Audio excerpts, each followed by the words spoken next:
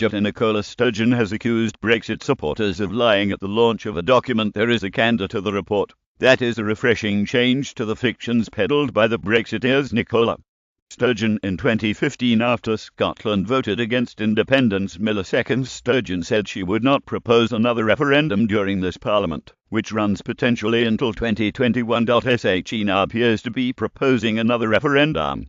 In 2015, she said she respected the decision taken by the Scottish people at the referendum, telling the SNP Autumn Conference in Aberdeen to propose another referendum in the next Parliament without strong evidence that a significant number of those who voted no have changed their minds would be wrong, and we wanted to do it. It would not be respecting the decision that people made.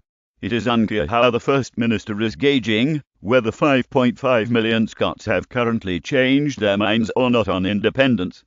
The Growth Commission document, designed to restart the debate on Scottish independence, made 30 recommendations on a range of economic topics, some of which could be implemented without independence. The First Minister said it was a challenge to everyone to consider how to raise the economic performance of the country. Opposition parties criticised the report, with Scottish Conservative leader Ruth Davidson describing proposals as a gamble. Nicola Sturgeon now appears to be proposing another referendum. Key recommendations include cutting the country's deficit from an anticipated starting point of 5.9% at the time of leaving the UK to less than 3%, and an independent Scotland making an annual solidarity payment towards its share of UK debt.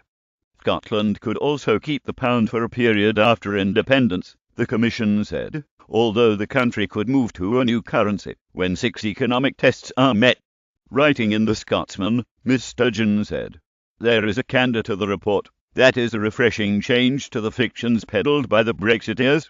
In arguing for oil revenues to be taken out of day-to-day spending and instead invested for the long term, the Commission makes a bold proposal that could help steward the benefits of our natural resources." The suggested solidarity payment moves the debate on from arguments of the 2014 referendum and demonstrates one way in which a continued strong relationship between Scotland and the UK can be assured. Similarly, the plan for reducing the deficit built up under the UK model suggests a way forward that firmly rejects austerity and ensures above-inflation spending growth. All of this can now be debated and discussed. As the Fraser-Vallender Institute said, this report not only puts forward challenges to me and the Scottish Government, it also represents a challenge to other political parties.